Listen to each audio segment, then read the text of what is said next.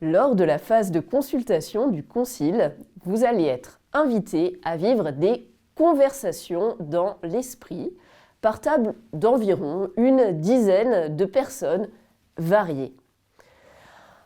En fait, ce sont des questions qui nécessitent bien plus qu'un simple débat. C'est pour cela qu'on prend le temps de vivre ce processus. De fait, face à ces catéchumènes si nombreux qui nous arrivent et qui nous réjouissent, tout en nous bousculant parfois un peu, nous avons bien besoin de l'aide, de l'appui de l'Esprit Saint.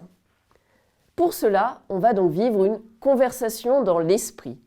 Une expression qui peut faire un peu peur. Conversation dans l'esprit?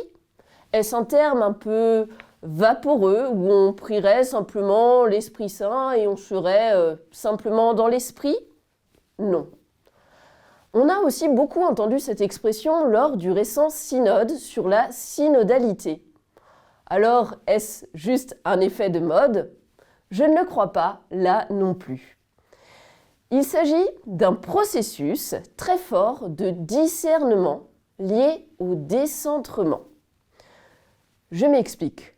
Au lieu d'en rester à mon idée, à ma petite idée, je la partage pour qu'elle se frotte et se heurte même à celle d'autrui.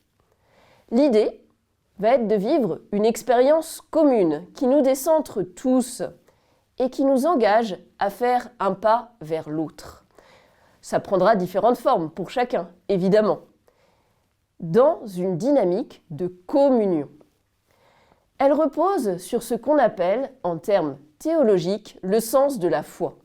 Le fait que chaque croyant dispose d'une sorte de flair, pourrait-on dire, donné par Dieu, ce qui lui permet de distinguer, de discerner le bon chemin que Dieu veut le mener. Souvent, notre flair est un petit peu obscurci par plein de choses dans notre monde ou dans notre vie.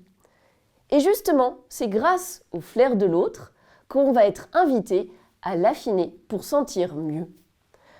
Aussi, la conversation dans l'esprit est-elle une manière importante en Église de tenir compte du fait que chacun, que chacune est importante et que sa voix compte autant que celle d'un autre.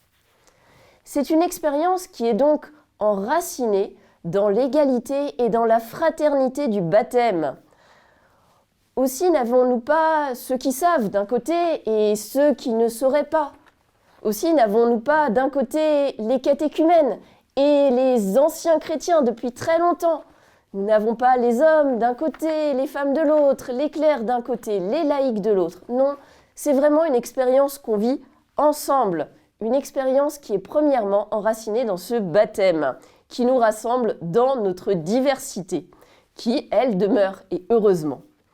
Alors, ce n'est évidemment pas le tout des relations en Église, mais c'est un processus important. Comment va-t-on vivre cette conversation?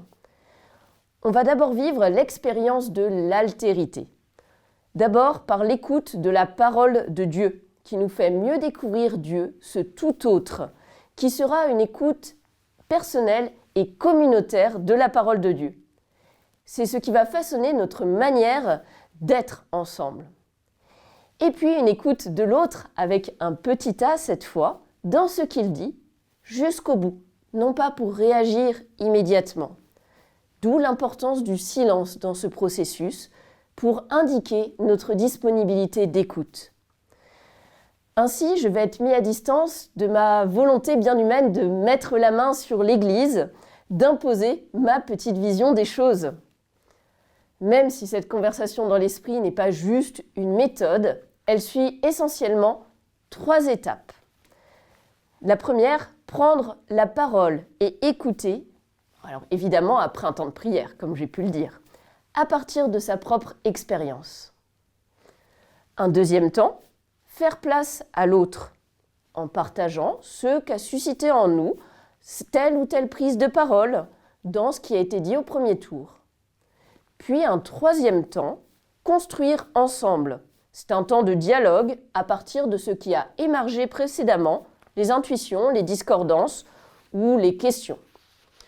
Pour vivre ces étapes rapidement esquissées, Vous êtes surtout invité à vous laisser guider par votre facilitatrice, votre facilitateur, et à suivre les étapes indiquées sur la feuille que vous avez reçue.